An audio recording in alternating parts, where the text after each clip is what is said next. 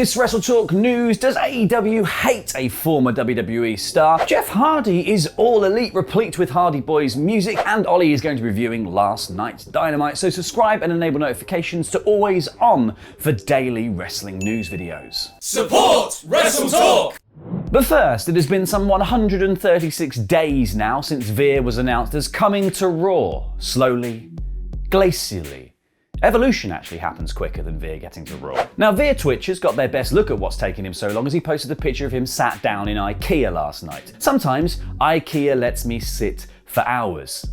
So that's where he's been. Wandering the prefabricated fake kitchens of IKEA, building a little den out of Billy bookcases, subsisting on stolen meatballs and loose lingonberries. Just go to Raw, man. Even Adam Pearce has had to get involved, saying you need to leave IKEA to get to Raw. Which other Scandinavian furniture stores would you like to see Veer in before he gets to Raw? Leave a comment down below. Huh?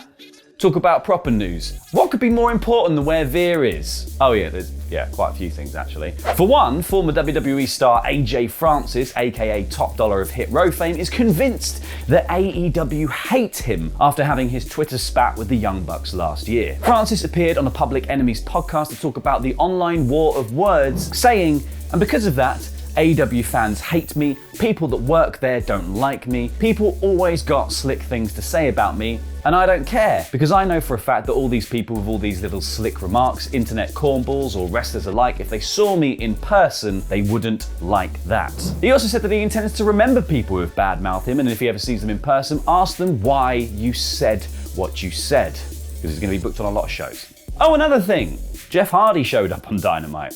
Still not as important as Veer Mahaan. People were obviously primed for a Jeff appearance for a while now, as Matt's consistently teased his brother's arrival in AEW, and you know, Jeff just outright told everyone at that concert, didn't he? Except he didn't, he walked it back. He told everyone, Jeff. But yesterday was the day that his 90-day non-compete clause actually came up, and AEW were caught making moves earlier in the day to license the iconic Hardy Boys theme Loaded, which isn't actually owned by WWE, instead it was produced by a guy called Zach Tempest.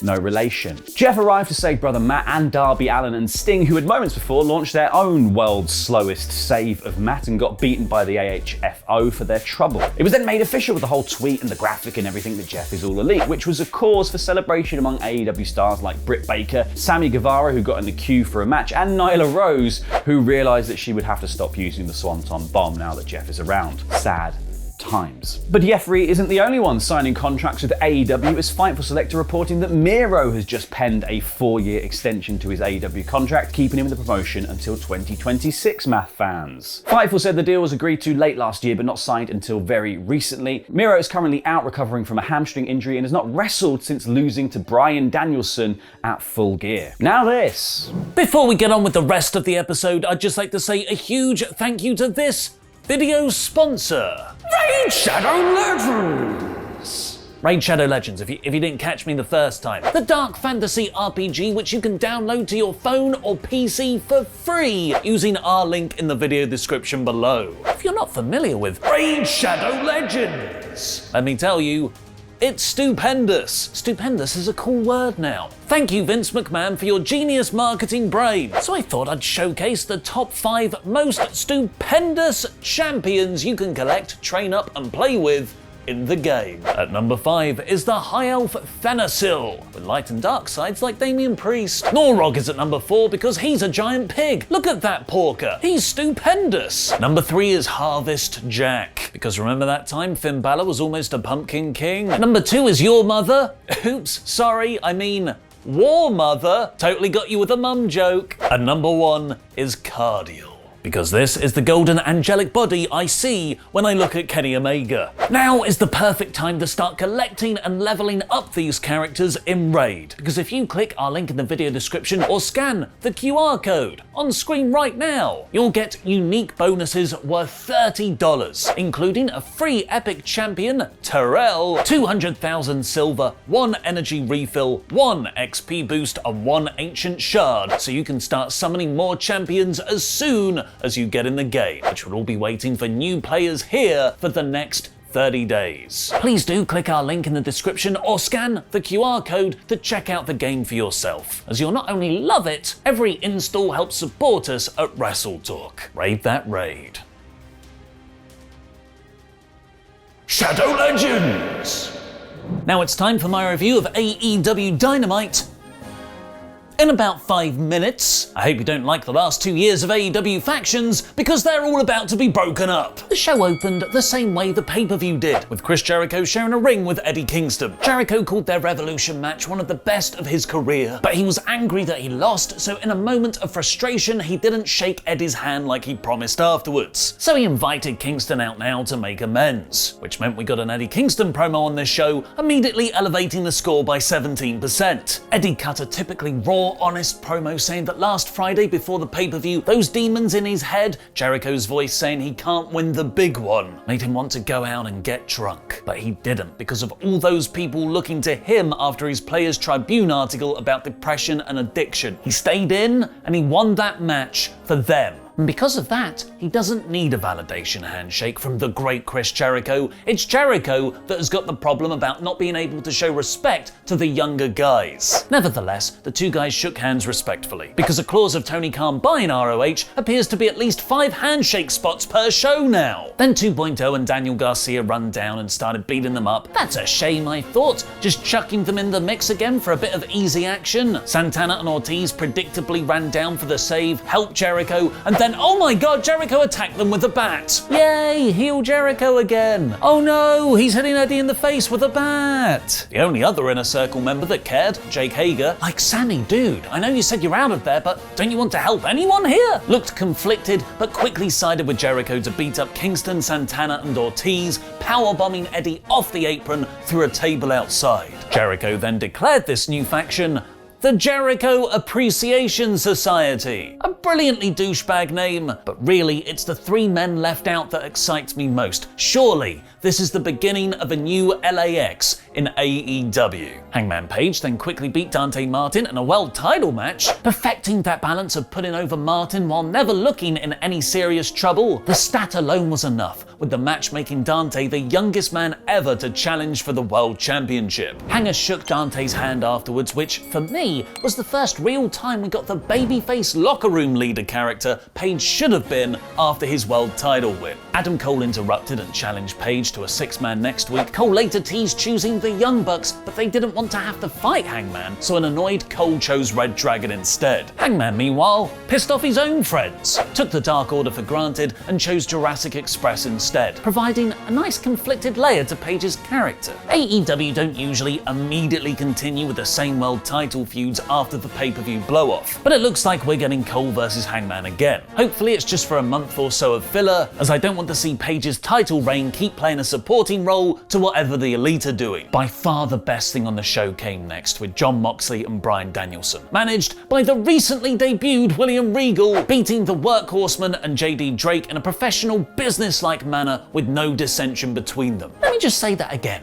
Moxley and Danielson in a tag team managed by William Regal. This is the perfect timeline, the one we can only dream about. If this was pitched in fantasy booking, people would say, hey, great idea, but I can't get into it because it'll never happen. I'm going to appreciate every second these 3 guys are on screen together, because goddamn someone's gonna turn hard. After the match, Regal cut his first promo in AEW where he said he's lived a hard life and time is running out. You're only 53, Steve. Sting just did a stage dive at 62 Sunday night. In true shades of grey, Regal flitted between heel and face, but always stayed true to his character, even at one point legit starting to cry when he thanked Tony Schiavone for being one of the first people to help him when he came to the US. He declared Moxley and Danielson as the perfect combination, and they're going to step on the AEW roster. I am now starting my petition for them to all be called the Gentlemen. The second half of the show somehow managed to both decline in quality and also be one of the most eventful hours in pro wrestling TV this year.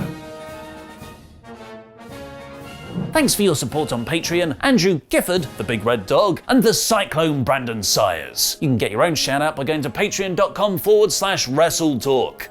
Pac beat Wheeler Yuta in a filler match. FTR randomly fired Tully Blanchard as their manager because he said titles are more important than Dax and Cash's blood feuds. This came out of nowhere in an ineffective way. The AFHO held a vote of control in the ring, where Private Party turned their thumbs down behind Matt Hardy's back in a great visual, but one that has ultimately been a lower mid-card story at best. In fact, this feud kind of feels just like the story where Tony Khan chucks all the wrestlers not currently doing something else. Like, why were the Butcher and Blade even there? They didn't vote. And what about the Bunny? I'm pretty sure the Bunny was part of this faction, right? And Penelope Ford. And the Hybrid too.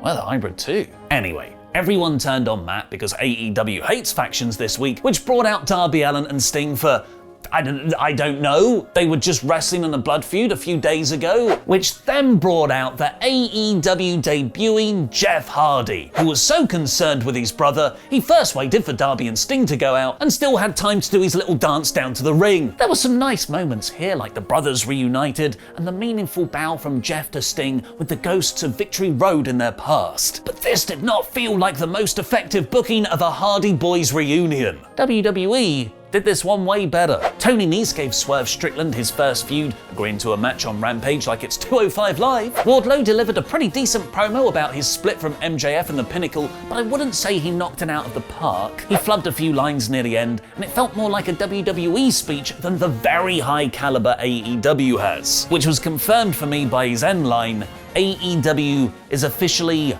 Wardlow's world. I literally groaned out loud when I saw QT Marshall starting a program with Keith Lee backstage. I'm concerned we're going to get a best man Miro start here to Lee's AEW career. Jurassic Express won a really fun tag title match against the Acclaimed. Anthony Bowens is so good. Thunder Rosa beat Layla Hirsch when Red Velvet stopped Hirsch from cheating. The match unfortunately never clicked. It was more about the post-match, where it was announced next week we'll see Baker versus Rosa in a steel cage. I would have rather they not have done the Revolution match at all, which has actually taken some of the momentum out of their feud. And the main event saw Sammy Guevara miss a 630 senton off the top rope outside through a table immediately, like the first spot of the match, sell his midsection for the rest of the show, but never anything to do with the Inner Circle breaking up, and ultimately lose his TNT title to Scorpio Sky. But that's not all. Tay Conti came out to help her real-life boyfriend, the first sort of on-screen confirmation of them being an item, which served as a way to get Paige Van Zandt involved, where she ultimately signed her AEW contract on Tay's ass. The ass, Bill. The ass. American top team stood tall with gold at the end of the night. At least one faction stayed together. What did you think of the show? Let me know down below. This was a hard reset night of new beginnings. Some were excellent, like The Gentleman. Others have a lot of potential, like the Jericho Appreciation Society versus LAX. But I must say, the majority of this was overdone, overbooked, rushed, and lacking in substance. The last 50 minutes of this show had Jeff Hardy debut, FTR fire Tully, Sammy lose his TNT title, Scorpio Sky win it, Van Zandt sign a contract, and 3 matches to boot. While very newsworthy, this unfocused Dynamite is the lowest of the year for me, at 70%. Now find out about the CM Punk entrance controversy in my news. In this WrestleTalk news, CM Punk lashes out, Steve Austin not happy with WrestleMania, and more.